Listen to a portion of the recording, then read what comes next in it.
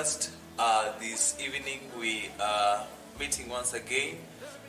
We are having a discussion on a particular issue which is very pertinent, but allow me first to welcome you from wherever you are and listening and seeing, watching this video. We hope that you are going to be blessed by whatever we are sharing today. And I'm Samuel Oyugi. I'm privileged today to be having a colleague of mine, and he'll be introducing himself in a few minutes, and we get to know him and also get to know what we're discussing today. So feel settled back, and karibu sana. Yes, may we know you more. You can kindly introduce yourself. Yes, my name is Hilary Stephen Ogombe. I'm a student at Maseno University, Kisumu City Campus, and by the grace of the Lord, I'm the missions coordinator serving in the Christian Union. Yes. Karibu sana in this podcast. We are happy to have you. Thank you. Yeah, good to see you. Yes, so we wish really at this moment to know about your journey, and especially the journey of salvation, but also connected to your experiences. We wish to know because you as a person who has been a Christian for a while, and you've also had a journey of battling addiction. You could tell us first briefly on how the journey of addiction has been before you were born again, how actually you got yourself involved into addiction. Thank you very much, Sam. What I want to urge the youths of my generation concerning the things of the world that they call enjoyment is that do not start anything that you will be defeated to control. Do not engage in some sensual activity that you will not have control of at some point. And such was my case. I got into addiction because of depression. I happened to be a candidate of the 2015 class, the Matiang'i era, and the results that came out, we happened to be discontented with them. And so, according to what was happening to my generation at that time, people were really disappointed, and what I was thinking at the moment was dead, because parents were complaining. Father paid fees by second term, paid 100,000, and he came with hard cash, and even teachers were complaining that your father is arrogant. So when the results came that I had a Y, he said that I wasted a lot of money, and your mother by that time, she cannot also take sides. So I started settling for those things. I wanted to go and be at home in the village. And I got out just to walk along the street, and marijuana is something that I never saw myself smoking.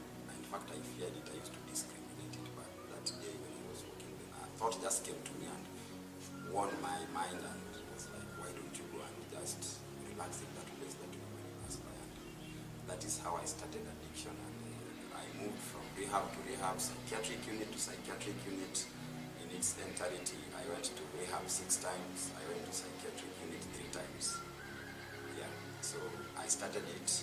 I just wanted something to console myself with, but the way I started, I lost control. The addiction kept on growing from marijuana to cigarettes, from cigarettes to alcohol, from alcohol to hard liquor now. I started really quit the ones that were being sold in the shop.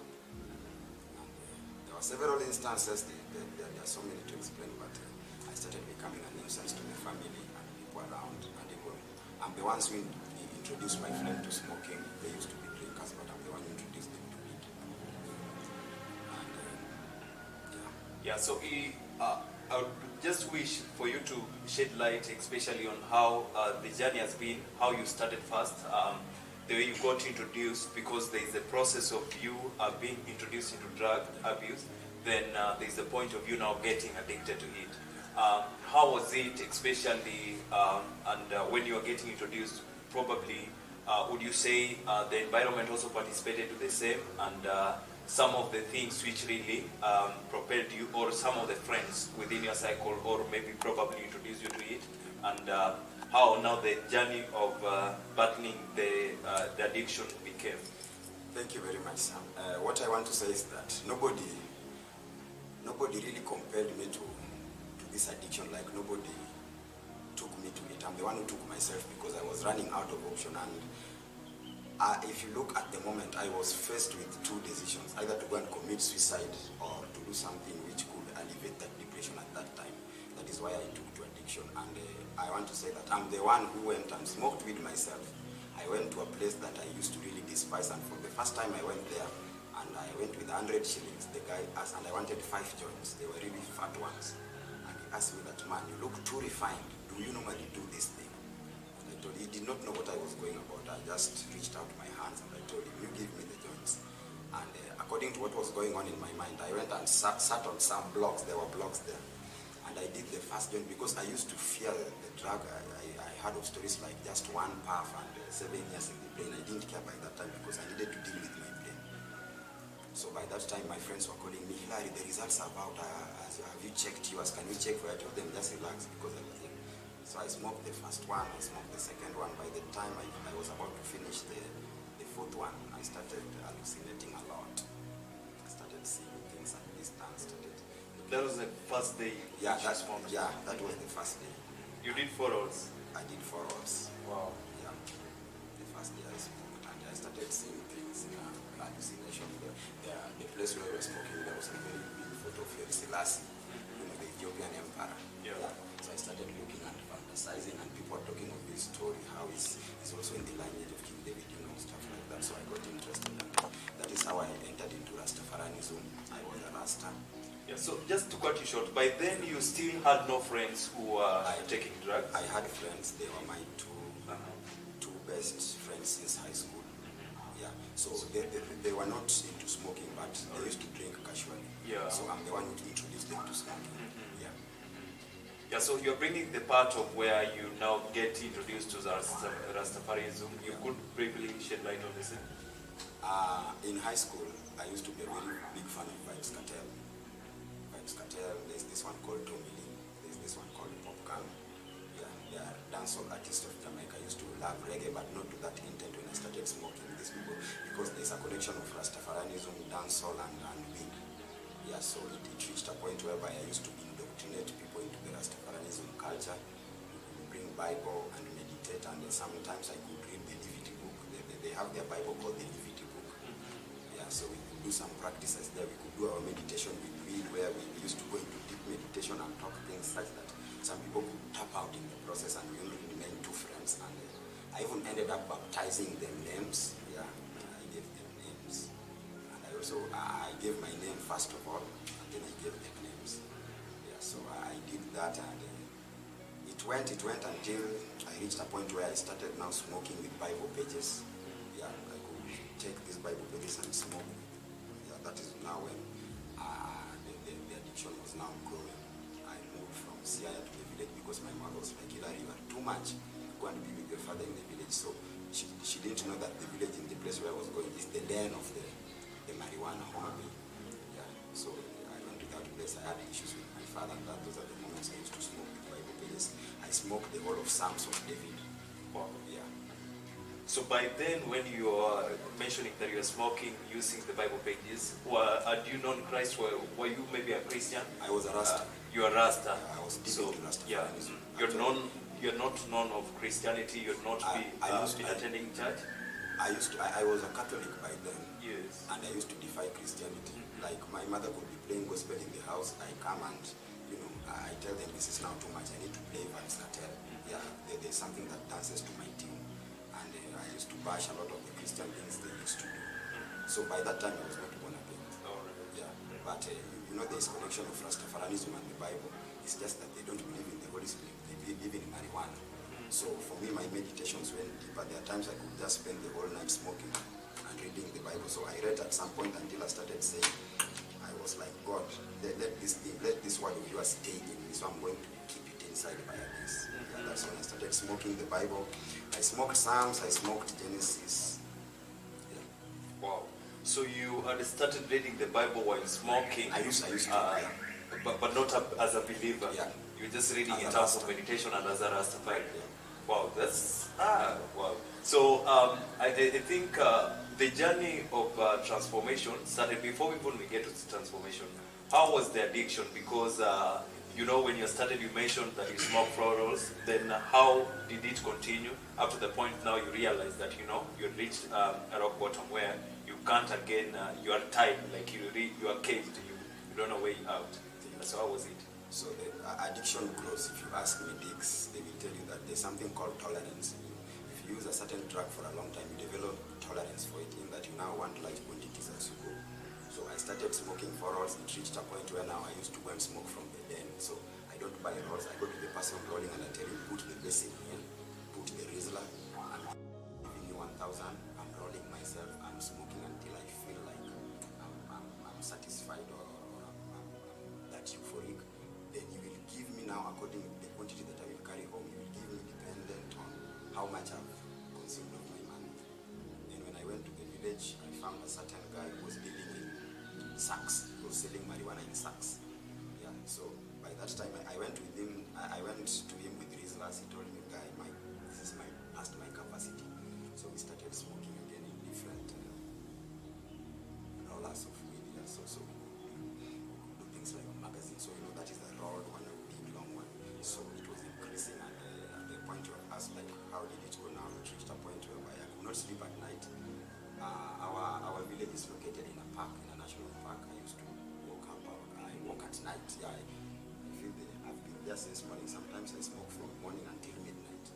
Yeah, just smoking. So after they have slept, it's now when I feel like for me, so I go and wander around the park. I walk, I go back to the center. And some point I met with that Rasta friend of mine, and he told me, Hilary, they will arrest you in this place. At what time are you working? But I was like, man, I didn't care. I used to go and smoke in the graveyard. Where my uncles were buried. I could go and talk there with them. I was like, go and smoke in the graveyard there. Yeah. So all this while you are smoking, I'm trying to understand, what was your parents' take on it? How were your siblings reacting to the same? Now they're seeing you into drug and substance abuse. How were they reacting? How were they feeling? My mother had given up. They were like, because I was a nuisance. Even the people around were like, they were just waiting for Hilary to die. My mother prays, and she has been praying for the family since, because her parents were missionaries. Yeah, they worked with the first wives who came in Kenya. She's from Assembly. So she prayed for me, and you know, it's a case whereby your mother, the one who loves you, has prayed for you, and she's like, because she's praying, she's consoling with fellow church members, and they're just telling her, you just keep faith. And she's like, for how long? Because sometimes there's a time I smoked and I got paranoid. I wanted a knife. Yeah, I was like, I'm going to finish this people today, because there's a level in which with marijuana smoking such that if somebody tells you something that makes you angry, that anger explodes, you see. Yeah, so it's one of my friends who went at home and told my mother that hide all the knives, Hilary is coming and is very angry. So my mother was like, even if I cannot live in my own home, my father was like, so by that time I was still in CI, and my father is the one who said that, because my father used to love me. So when he retired in 2014 I was in Form 3. So he retired and he went in the village. So when he had this addiction of mine, 2015-16 there, he was like, bring Hilary to me, I know Hilary. So I went to the village, but I also outdid him. So they were like, okay, this is now too much. If this is the village, now we are going to take this guy. So at the other time he called for me, the police, and they wanted to arrest me, because we fought. I brought marijuana, I put on the table. You fought with your dad? Yeah, I fought with my dad. You used to at times to bring marijuana to the house? Yeah, just put on the table there. Just open. You smoke well? No, I don't smoke. Like, I just come and you in the just main put it house there before going to the main house. So he used to tell me, like, what are you doing? And I was like, don't touch my medicine. I used to call it medicine. Don't touch my medicine. So there's a day I brought like that, and he took the medicine and dissolved it in water. Yeah, so I came angry, and then that night we fought. And he beat me. May he rest in peace. Although, yeah, we made up. Yeah, he beat me. And later? Yeah, I destroyed things. I think I kicked the door, and I went and slept. I reached the door of my house, and I kicked that door, and I slept like that. And it was really raining. I was very angry. So the next day, you know, with marijuana, we used to smoke on a mountain. Yeah, so we go and sit on those hills of West. If you go to the hills, so we go and sit on a certain hill very high, and we smoke from that height, such that when you come down, you can't. You are struggling to get to the sea level. So when I woke up in the morning, I went and started demanding for food, and he told me, go twisted. Just, in fact, leave. I don't want to see you here. Even now, I'm having flashbacks. My mind is speaking and it's using signals. I could not even remember what I had done. So, as I was going to, I was like, let me stroll to the center, maybe come back and understand. So as I was going, I met one of his friends called Chief. He's called Bachu, he's the local chief. Yeah, how is your father? My father is okay. Bachu went and my father told him the story. And you know, those guys were like, for them, what they perceive their way like that, they're like, okay, maybe this is the guy you can maintain this homestead because you are not with the drug. Once you smoke marijuana, somebody cannot be with you because they perceive them really mad.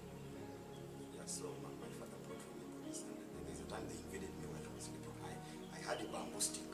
That bamboo stick I used to ferment with. I reached a point of fermenting weed because I wanted to smoke potent stuff. So they invaded me. They didn't find anything. They just found a Bible that I've smoked with. The village mates came and contended for my case.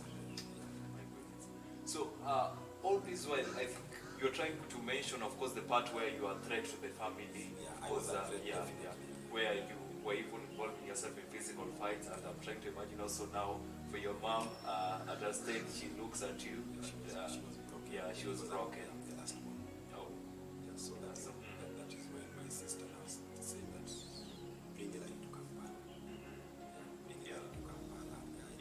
When now you're going for the rehabilitation. No, yeah, because my father was like, I'm casting him out, and they were like, in that wilderness with all those wild animals, where is he going to go? Because we also don't want him. So I became a reject. Yeah, that's the thing. I became a reject. And I want to understand the point of view. Really, smoking weed, you've been addicted to it, but where are you getting the money? Because I'm not very sure whether you were working at that time. So all this while, and you've been now addicted to smoking and into drugs. Where was this money coming from? Thank you very much. It was not about money, but you see the thing with when you're a real addict, this thing now you don't need to buy, because at the point you're going to buy, that's the point that you're introducing yourself to the drug baron or the peddler. Now it's upon the relationship that you maintain, and I used to maintain good relationship with these people, such that sometimes they just used to call me that Hillary come, and when I come, I had this new stuff, I just want us to smoke, you don't pay. There are times I used to go with money and they're just telling me, would I keep your money? You see? Yeah, so it was a point even whereby if I'm passing and in Homa, even when people smoke, they're like, son of a God, I know you like this thing, can you come and try this one? This one is new from TZ. So I come, I test it like that, then do you know this boy smokes about here? In fact, give him this one. So I was like a man of the people. Yeah, so they had known that you were consuming. Yeah, so even if they're drinking alcohol somewhere and they see that that guy, I think he needs, because I used to, after drinking, my level of talking and meditation, you see, I could come up with a lot of story, discuss politics to interior depths, you see. Discuss, like I could bring a variety of topics. You would find that for them, they were now just discussing our farms, but for me, I could come and open the map, and they're like, wow, this, some of them now even give you the jerrycan, go with that. That's a blessing. The old jerrycan for? Yeah, 5 liters of chana. Wow. So, of course, you're trying to bring the aspect of the environment which you are in, propelling your desire to remain in addiction. The environment was drug saturated. It's a marijuana saturated, so yeah. So by then, you have left high school. Yeah, the results are cancelled. Yeah, the results have been cancelled. Yeah, you don't know the next step. So now, you're struggling to figure out what to do next, and you're into depression, and it leads you to drug abuse. So I think also bring the balance between your journey during this period of you finding yourself in addiction. How was your life like? Was there any other thing going on? Because I'm trying to imagine that there should be probably other things. Maybe what is the next step now? The results have been cancelled. How were you continuing with the rest of your life, or like the whole form of weed and now being your lifestyle? Yeah, how was it, the rest of the things? Smoking marijuana became the job. I could live, like before daybreak, I could even wake up, like if I came home after I've smoked with my friend, when that tetrahydrocannabinol gets over in my brain, I will wake up at whatever time, I don't care, even if it is at 1 in the night, and I will start walking. I will go to the places where I smoking joints. I used to have smoking joints, so I remember around home here, I smoke near that cypress tree. Let me go and check, and then I start looking. If I don't find, I will go to my friend, something like 2 kilometers, and I wake him up. I knock the window, please, Alfred, I need that stuff. So I also started becoming a nuisance to their family because I could just come at any time. Yeah. I even dream the night. I want that thing, and it is either you give me that or you give me cigarette. Yeah, I need to quench my thirst, so you must give me one, because if you don't give me, there is a way I'll develop, develop an attitude. Yeah. So they valued me so much because we were high school friends. So they just Alfred, just give me a packet of Daniel. So all this while, all you do waking up into smoking, meditation the whole day. Yeah. Then I think at one point, when you had Rastafarianism, when you are now the priest, how do we call the hierarchy? But, I think we have the prophets. Yes, We have warriors. Uh-huh. Yeah, that's the hierarchy. I can't remember. over there. Yeah, so that is all you do in a day, like going to meet those guys and just sitting with them, smoking the whole day, then coming back Yes, I to started the house. I started now even looking for zones where I used to call them real Rastafarians. So it reached a point where I could discern dreadlocks. You know, there's this song about, there's this guy, I think he's called Manuel, I don't know, used to be my favorite. He has sung something about dreadlocks, and these young smokers, we call them sons. Yeah, so I was looking for the Rastafari, not Rastafarans. I was looking for the fire, the real dread. Yeah, so I could come to a place, and if I see you with black, natural dreadlocks, I know you are the real one.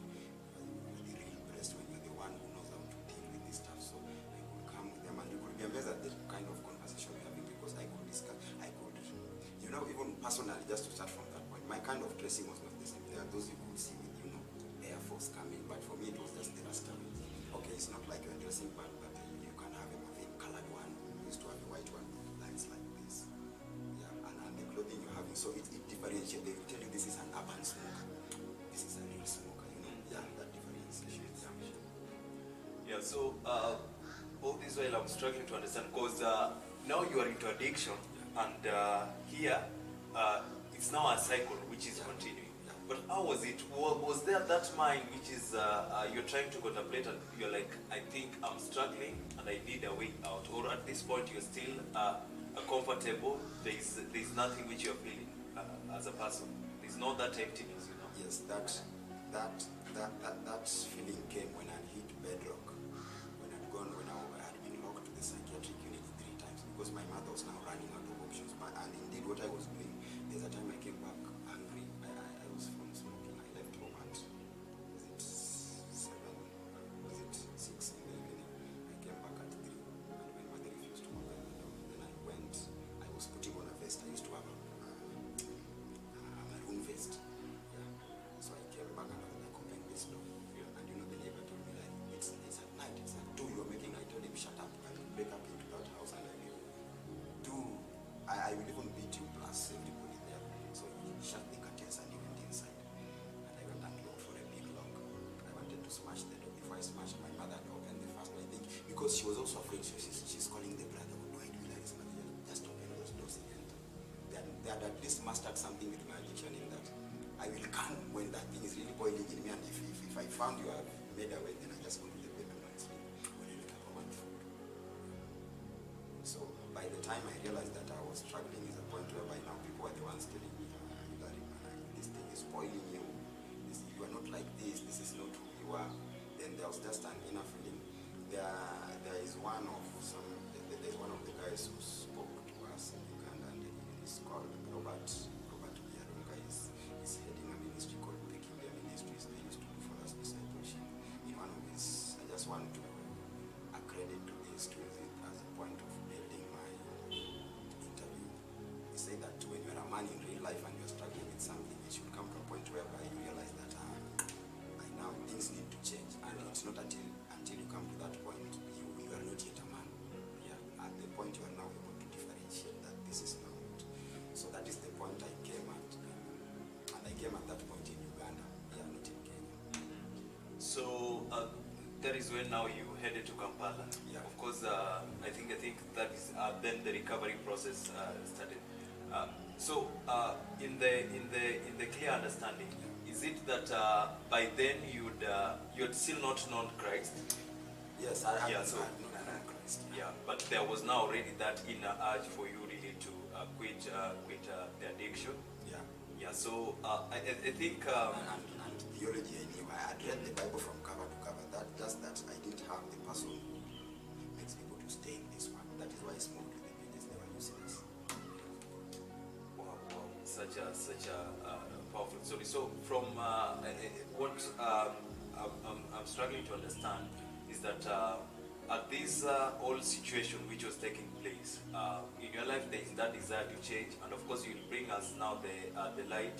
You bring the light where now there is the process of recovery, and I think just quickly, do you mention probably some of the really moments when some key highlights which you'd quickly remember in your memory, that you felt that things were now really worse, and that situation when you looked back, and even at times maybe when you're sober up, then you notice that okay, I really messed up. Yeah, I'd gone overboard. Yeah, moments, just some quick memories which you would have, especially concerning that process. May the Almighty Father cause my father's soul to rest in peace. Yeah. There was an instance whereby at night, my father bought a motorcycle. We still have it, Yamaha 175. It's at home. My eldest brother is the one who rides it. So when he is not there, we park it inside the house. So one of my smoking incidents, I used to put loud music at night, and my mother is sleeping. So my mother is coming, turning down the volume. I take it up. If she comes again, she switches off the electricity from the main switch in the house. I go and tell her that I'll electrocute the meter box. I don't care, and we all burn here. Yeah, so it's better you give me electricity to watch what I'm watching. So sometimes she could just look, I'm going to cry, but I was not serious. So there's a night whereby I wanted to bless the house. I took the matchbox and opened the fuel tank of the motorcycle, and I wanted to. In fact, I was doing the match strikes there. Yeah, that is when she came and she was like, "Larry, what are you doing?" So she ran to my hand and took everything away. But she was my mother. At least for you see, there's this something that parents, especially your mother, you can't just beat. Okay, you can struggle. I don't know whether people always. Your mother, you can't. Okay, you can be angry, but if she comes and holds you, you feel content. So she took away everything. That was the first one. The second one was when I fought with my father. I took a pan and told him, "I'll cut your neck. Yeah, I'll cut your neck. The next time you touch me, next time you touch my things, I'll put your head on this table and chop it off." Yeah.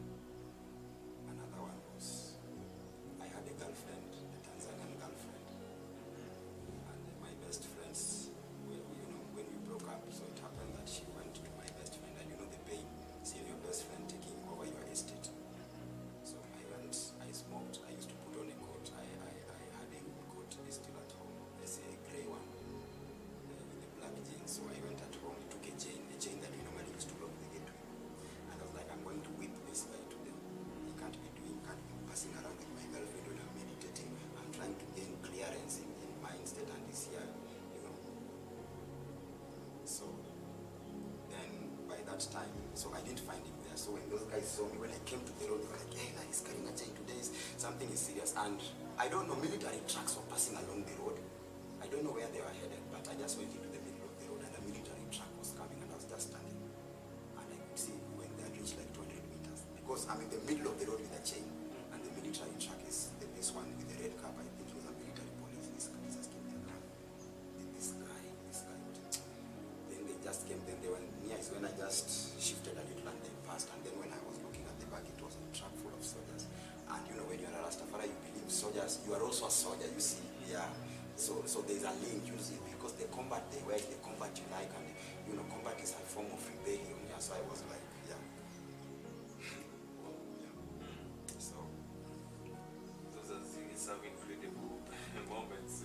Straight to imagine, I think such a situation. Oh, and another one. Yes. When my mother brought a borderman to now arrest me, because I used to smoke until I go off, yeah, and until my mind goes off, I become a psycho. Yeah, so at some point I was a psycho. Somebody, yeah, you are just people get angry, but yours is hurrying. Yours is a little bit intensified. So my mother could not bring for me the police because I told her police, if you bring police, one of us will die. Because I had trained martial arts, I trained taekwondo, and I used to remember, may God bless him, he's called Lazaro.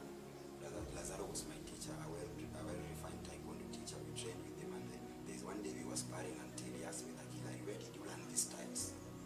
Yeah. So that is what I used to bank on. So I'm smoking marijuana, and if you bring nonsense, we go combat with you. And I'm sure you will not put me down.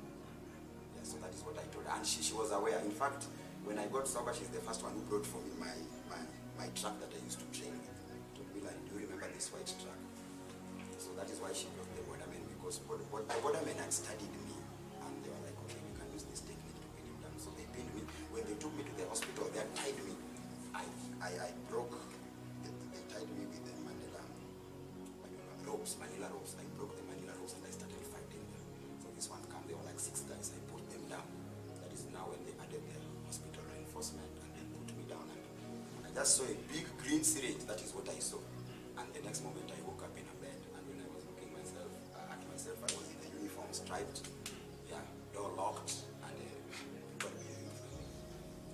So that was a psychiatry ward? Yeah, I was inside that psychiatry ward. So it should be the first time you are getting admitted for addiction? That was the third time. The third time. You said you were admitted thrice? Yeah, those are not the key events in my life. Yeah, and of course I think there was the point of you getting admitted, then the process of recovery starting, and I think you having gone to Kampala, encountering Christ, and I think to urge our viewers that the next episode you'll be informing us of how the process of recovery began, and there is a point of you struggling to recovery, then again finding yourself into addiction, and I think you'll be shedding light the way you were struggling many times after praying. Then at one point you again go back to addiction, the same process. So you'll be really bringing light on the same, and the process of salvation and you walking with the Lord and desiring and actually growing in faith and being discipled. You bring also that aspect of you really being discipled up to the point now you are able to recover fully from addiction. But now at this point you could just quickly give a word of encouragement to that person who is there struggling in addiction and really does not know where else to head to, does not know the next step and the next direction to take. You could give him a word at this moment. Yes, thank you. To anybody who has just begun addiction today, maybe you are introduced to smoking today. Maybe you are introduced to smoking today. I would urge you that stop immediately, because it feeds your hunger and addiction. These drugs, they are like, they create in you a hunger. It's like food. The more you get marijuana, the more you want the other type, the more you want the other type. To the person who is in the middle, you need help. Look out for somebody before you go to the deeper end. To the person in the deeper end, it's only Christ. I know the point you are, that point when you reach, you want to die, because life has no meaning and you are literally looking for death, and death does not want you. That is the state that I was in. I had been in this addiction for 6 years, so I know what I'm talking about. What I can tell is that Christ saves, and the blood is real. Holy Spirit conviction is real. The Bible is real in the Christian concept, not in the Rastafarianism concept. And with everything, God is a God of impossibilities, even in that deeper end that you have gone with that addiction, whatever, heroin, cocaine, crack cocaine, cigarettes. These things, they kill us. It's like you're putting junk in your body, but it's giving you entertainment, but if even you go to a doctor and they do your anatomy, you'll find yourself that it's like you are harming your inner organs.